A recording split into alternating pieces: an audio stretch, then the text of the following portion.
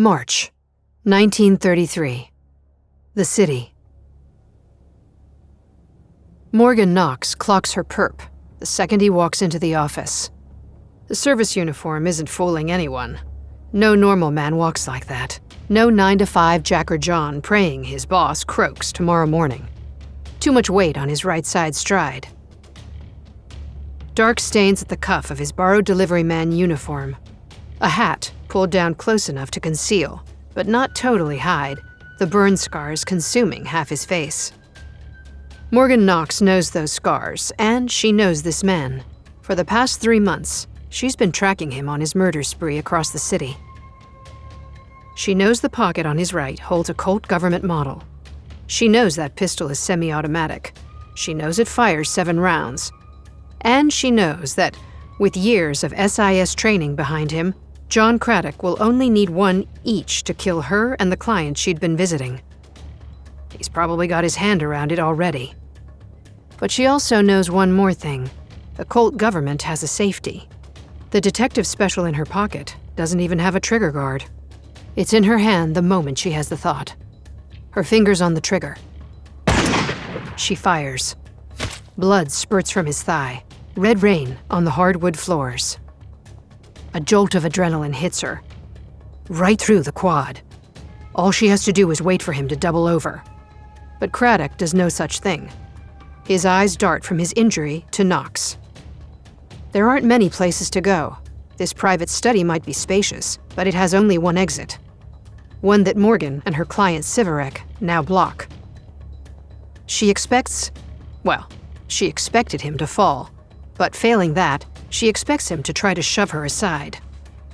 Instead, Craddock bolts for the twin bay windows overlooking the glittering, benighted city. "Stop!" she shouts. But it's no use. Before she's gotten that single syllable out, Craddock's already crossed both arms in front of his face and crashed through the right-hand window. Shards of glass fall like shattered stars onto the snowy cobblestone streets of Manhattan. Like all the other dreams the city swallows whole, the fragments are filthy the moment they touch the ground, splashing in the clogged gutters, burying themselves in the ruined white atop heaps of trash no one bothers to claim. If it weren't for the man landing with a grunt and a curse, the passers-by might not even take notice. But Morgan can see him land from here, see the cold wind whip the edges of his uniform, feel it bite against her skin. He lands, he stands, he starts to run. Realm presents The Shadow Files of Morgan Knox. Episode 1. The cold March wind whips through her black trench coat. She hadn't even taken it off before Craddock came up to interrupt her meeting, probably for the best now. The window's 3 stories up, the jagged remnants sharp and slick with a killer's blood, but Knox doesn't hesitate to chase after him. Landing's rougher than she remembers it being the last time she threw herself out a window, but then everything's rougher these days. At least she remembered to roll. She's on her feet in an instant, eyes on the prize. Bruises and a little pain don't stop her from pounding her way down the alleys of the glass and concrete maze she calls home. In her haste, she skids on unseen ice.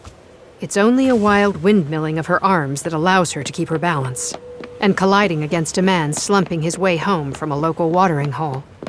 Rounding the corner, she can see him, the rough-hewn murderer. That cut in the meager midnight crowd has got to be him. But he's already gotten too much of a lead, thanks to her little mishap. A week's worth of the right questions in the right ear. 2 months of following dead leads in hope of something greater. 3 bodies bleeding out onto the pavement, their heads cracked open like summer melons. All worthless if this man gets away. Shoving her way past 2 women enjoying a night on the town, she sights her quarry jump 1 car and then another, taking off down an alley. Up ahead, the twin arches of the Brooklyn Bridge loom like the doors of some unseen castle.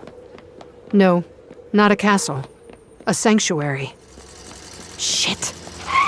Tires screech. Her nerves leap, and she reaches, out of reflex, for the cool weight of her revolver. Thankfully, half a heartbeat is all it takes for her to recognize Abe Moskowitz's grizzled mug behind the wheel. The old taxi driver doesn't blink. "Get in." Morgan throws herself into the passenger seat and slams the door shut. Abe peels off like he's done this a dozen times before. And maybe that's because he has. "The bridge," she says. "He makes it to Brooklyn, and we're never going to find him." "Then he ain't gonna make it to Brooklyn," Abe says. He doesn't need to tell Morgan to hang on tight. She's already well familiar with the Moskowitz school of careening down city streets. The cobblestones rumbling beneath them sent her teeth chattering. You should give a gal some warning before you go running her off the sidewalk. And maybe you ought to be more aware of your surroundings. I could have been anybody more. There! Momentum tosses her against the door as she catches sight of him again. Park Terminal. He's really making for the bridge, isn't he? Abe floors it. "Abe," she says, "the terminal." "They're scattering. It'll be fine." Morgan reaches over and slams the horn. It's just barely enough. And Abe's Plymouth sedan narrowly fits onto the pedestrian walkway. Wood groans as the cab charges up the winding terminal ramps. The moment they crest the ramp, she throws open the door and jumps. Abe's shouting behind her, but she can hardly hear him over the boat horns and the distant wail of police sirens. For the second time that night, she lands in a roll and springs to her feet, her muscles groaning with effort. Where has he gone? Where is Craddock? He should be here somewhere, running to those sanctuary doors. How small a man seems in comparison to that triumph of engineering. The arches, the cobblestone, the cables beguile her. The howl of police sirens, the rumble of the train, the cacophony of 10,000 lives lived in close proximity. Shadows shift like curtains in the bitter winter wind. Perched atop the bridge, there is an unknowable darkness, a slick behemoth of dread, whose body she cannot see, and yet whose very essence she knows well. Here is hatred. Here is wrath, blocking out the stars, the moon, the glittering life of the city itself. The giant reaches with its myriad wriggling hands for the suspension cables. Morgan squeezes her eyes shut. Deep breaths only seem to bring the chaos around her deep into her lungs, but she has no choice. Not now. Please, not now. When she opens her eyes, all of this is going to be gone. A whole precinct's probably tearing their way through the city after him. The financial district's packed with cops even in the middle of the night. And if she lets this murderer get away, what is she going to say to them? She takes a breath. There, by the first pylon. The man with all the scars. Craddock. From the ragged look of his breathing, he can't keep this sprint going much longer. It's now or never. Knox raises her pistol. No one wants to get caught between a dame with a gun and a man with scars like that. It's a lot more expensive to be a hero after the crash. The lonely souls walking the bridge in the middle of the night aren't willing to pay that price. Knox grits her teeth. The dripping trail of blood at the man's feet tells her all she needs to know. She has to hand it to him. It's impressive the way he managed to run like that with a bullet in his leg. But this ends here. Shadows paint Craddock's scars with a malicious brush. His chest heaves as he struggles to catch his breath. Moonlight washes out what little color he has remaining, and the snow coating the walkways only serves to make him paler. But there's a ferocity in him that surprises her. Maybe it's the way he's baring his teeth, that lopsided snarl. Craddock's lost a lot of the world already. Morgan takes a step forward. Craddock reaches for his pistol. He thinks he's quick, but she's quicker. The shot hits the weapon before he can raise it. Impact sends it tumbling out of his hand. He clutches his wrist. "Do you have any idea what you're doing?" "Bringing you in," Knox answers. "Go for the gun again and see where that gets you." His good eye meets hers. In the dark of night, it's hard to tell what color it is, but she remembers. She's read his records. Blue. Idly, she wonders if it is the blue of the sky, the blue of the sea, or the blue of a cop's shabby uniform.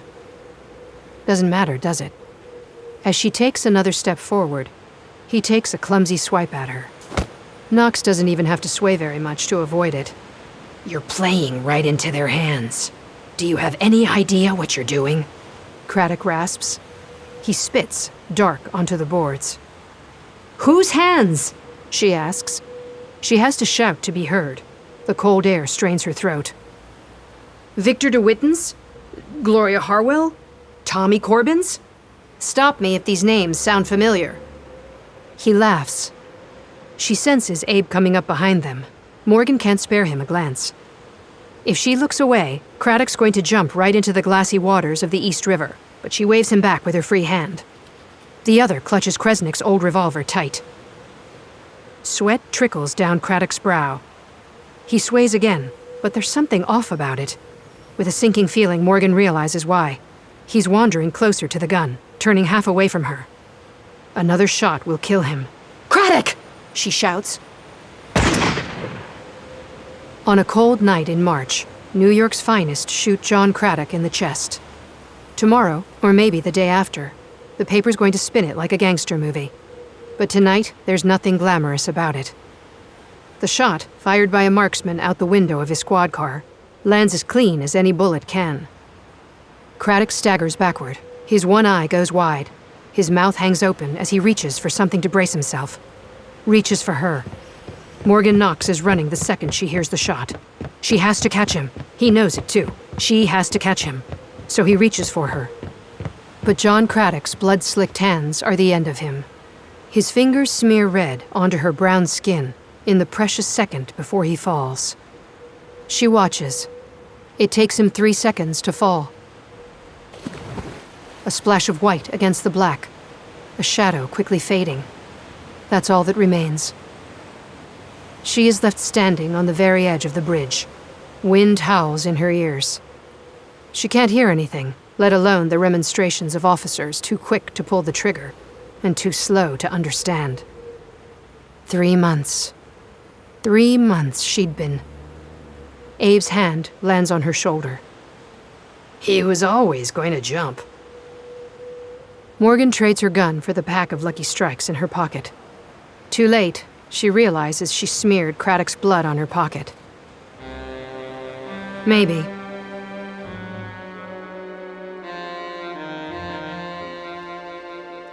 Kresnik always used to tell her that the second most important thing about detective work was getting paid. "Doesn't matter if you solve the case or don't," he'd say, a bloom of red across his bulbous nose. "You do everything you can, and then they pay you everything they can. That's how it works. Never let them stiff you." At the time, it seemed to Morgan the pessimistic ramblings of a man far removed from reality. Kresnik had given up hope long ago. You could see it in the stack of cases he swore he'd get around to if you gave him more time. In the cracked paint of his office, in the bottles emptied like offerings to unseen gods. The first time she met him, she told herself she'd never let things get that bad. But the city makes even those choices for you sometimes. And sometimes, you let a cigarette drop from your fingertips in the middle of the street, too exhausted by the night to care where it might land. Morgan Knox looks up at the building in front of her. Volkan Siverek runs the Odessa Club, some sort of private society for book lovers. Bibliophiles, they call themselves. Craddock's last 3 victims had all been members. She'd been asking Siverek some questions when Craddock tried to kill him. Siverek wanted answers. She's got only one to give him. It'll have to be enough. Smoke still clings to her blood-spattered coat as she lets herself into Siverek's office. It's almost 1 in the morning, but there's still a secretary sitting pretty at the desk, young and blonde, her hair curling up at the ends. She smiles as Morgan walks by. There are no dark circles beneath her eyes, no red lines, no signs that this schedule bothers her at all, no signs that any of the commotions troubled her either. She's got one of those faces Morgan swears she's seen before. Like Ingrid Bergman's long-lost sister. "Welcome back to the Odessa Club, Miss Knox." Knox doesn't answer her.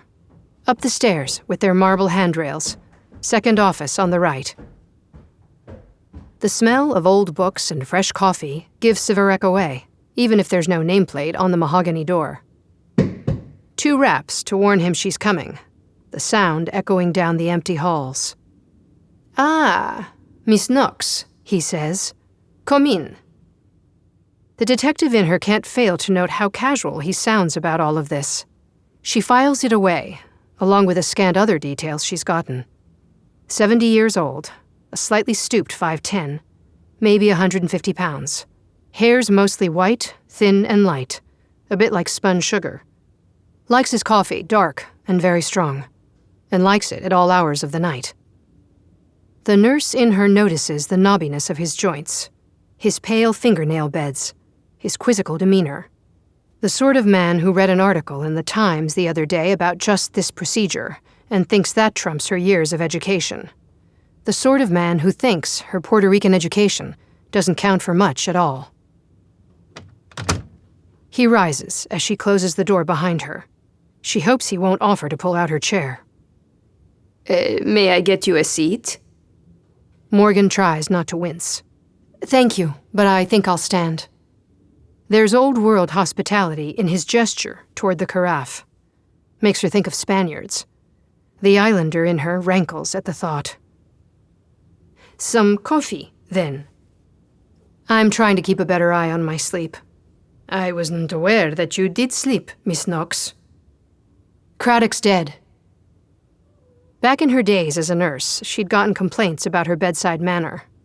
She made no apologies. When someone's dying, people don't want you to sugarcoat their odds. The same goes for detective work. Siverek's cup clinks against the saucer. "By your hand?" "No," she says. "I tailed him to the bridge. I was going to collar him and get some answers. It didn't work out that way." The city likes to pride itself on being a melting pot, but not everything melts the same way. Some people don't like when it's a woman who follows up on their case, let alone a woman as dark and curly-haired as her. They study her just the way Siverek's studying her now. "Why not?" "I didn't get to him quick enough," says Knox. "But you shot him in the leg, didn't you?" Siverek answers. "An injury like that, surely he wasn't quite so fleet of foot." Fleet of foot? What else would she expect from a rare book collector?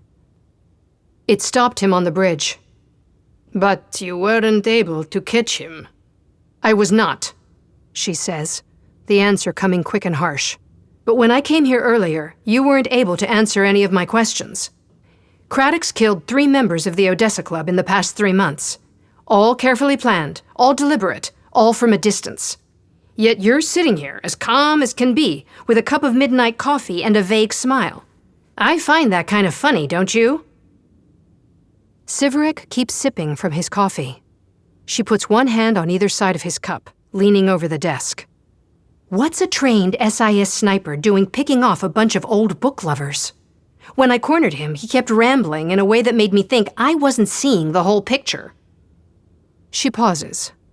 Siverek's eyes are a little narrowed, a hint of a smile on his face. "But you don't look very surprised to hear that. Just like you didn't seem surprised when he interrupted us earlier. All the others he shot from a distance, but you aren't surprised he came to see you personally?" "Miss Knox," says Siverek, "this man, Craddock, did you say his name was? Doubtless wanted the answers to some of his life's darker mysteries. Perhaps he thought my old books, as you called them, would help." "So he killed 3 book collectors?" Knox says. "It isn't adding up. Gray's Anatomy isn't going to tell him what's wrong with him." She thinks of what Kresnik would do in this situation. Pistol whip the old man and demand the truth, then take his payment from Siverek's discarded billfold. That isn't how she operates. Sometimes, though, she wishes that it could be. That small smile spreads across Siverek's face. "Gray's Anatomy. Miss Knox, I think you know precisely the sort of answers he was looking for." "No, I don't, or else I wouldn't be—" "I had my secretary look into you," he says. "An army nurse during the Great War, no?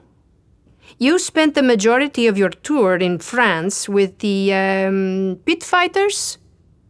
Knox has been speaking Spanish and English all her life. Siverek seems like he picked up English pretty early on, too. A mistake like that isn't the stumbling of a bilingual brain. It is a purposeful slight. The Harlem Hellfighters. Some of the best men I ever met. Yes, I'm sure, he says. That smile again. That was a war of nations. The war to end all wars. And France, well, so much ended in France in those days. She stiffens. France was good to her, and good to them. Better than the States. She still has friends over there. We're not here to talk about the war. But Craddock was. I find that war clings to the soul in much the same way ink clings to paper. This Craddock might have thought I had a way to wash those stains away. To give him a blank page. He stands. Cases of books frame him in black and green leather, in brown and gold backings. His eyes wander among them as he strokes his beard. Morgan looks to the window. Someone swept up Craddock's bloodied glass already. Siverek doesn't seem bothered by the cold. Outside, the city's restless night continues. More sirens. The shriek of a violinist desperate to eke out another meal. She focuses on these things, and not on the wailing that haunts her nights. Not on the faces drained of blood and will. Not the gory stumps. Not those 6 eternal months of waiting for the next calamity. Nor does she think of the visions that led her to Craddock in the first place. Bones streaked in oily black. A man missing half his face. 4 dead bodies locked in some macabre ritual. Siverek doesn't need to know any of that.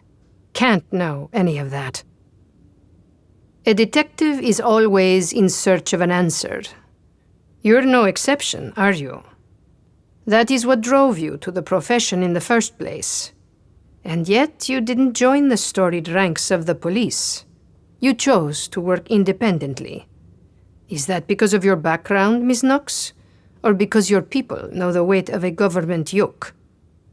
I'm not here to talk about politics, Knox says. Not with a man who uses phrases like, your people, anyway.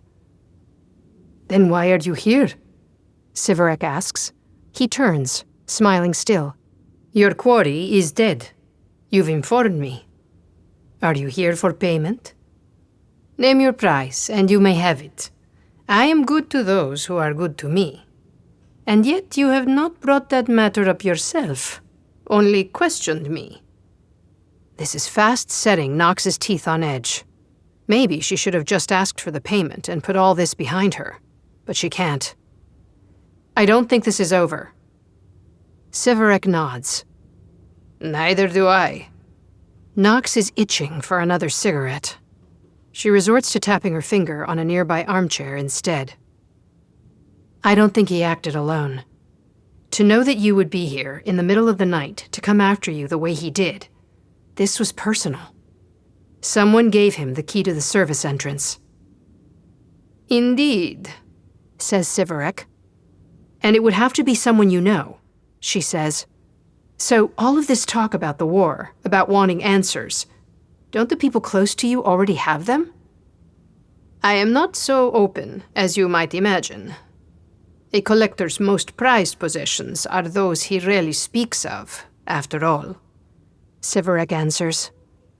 There are those in the Odessa Club who long to know the things I know, and to see the things that I have seen.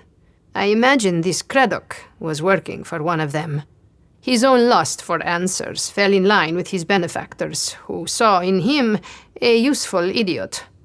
And so here we are. I'll need names, Knox says. Your biggest fans. I'll need to speak to all of them. Don't hold any meetings for a while, either. Do you have anywhere else you can stay? Many places. He does not elaborate. The silence is at least preferable to the lecturing. Good. Go to one and stay there while I look into this, she says. So, you will continue to work? He says. Continue to look for your own answers?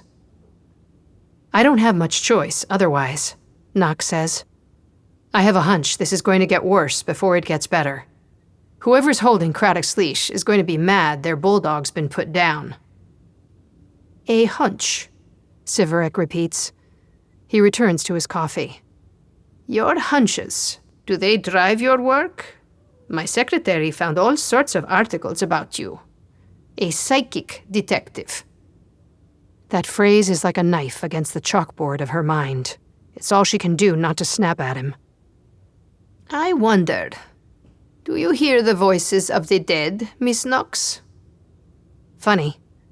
The doctors always jump to her hearing voices too, but it isn't as simple as that. It's seeing blood dripping from the mouth of a man in the subway.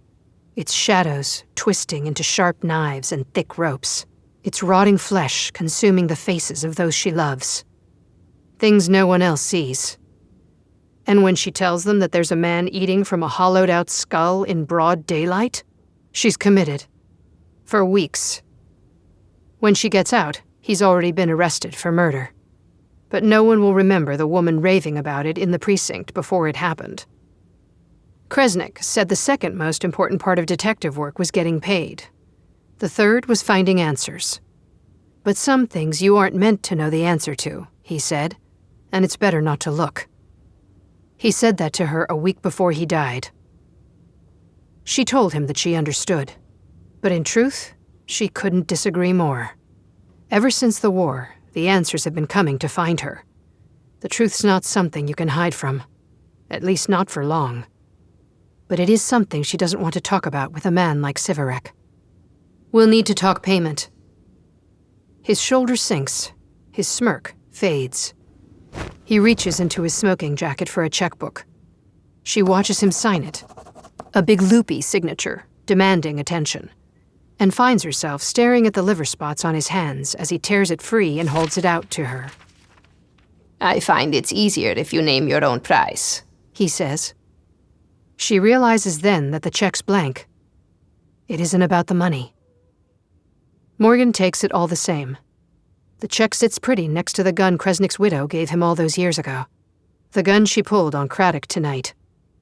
Thank you, she says. I'll be in touch. See that you are, says Siverek. My life is in your hands, Miss Knox. The night-darkened streets welcome her as they always have. Abe's waiting outside to ask how things went, but she isn't keen on talking either. Not tonight. When she shuts her eyes, she can see Craddock's face, his outstretched hand. When she opens them, she can see the serpents wrapped around his waist, pulling him down into the river.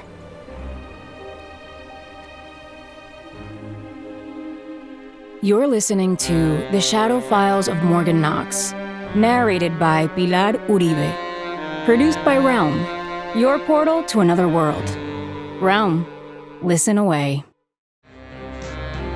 The Shadow Files of Morgan Knox is written by Arsenault Rivera, Brooke Bolander, Gabino Iglesias, and Sunny Moraine. Produced by Marco Palmieri and executive produced by Molly Barton.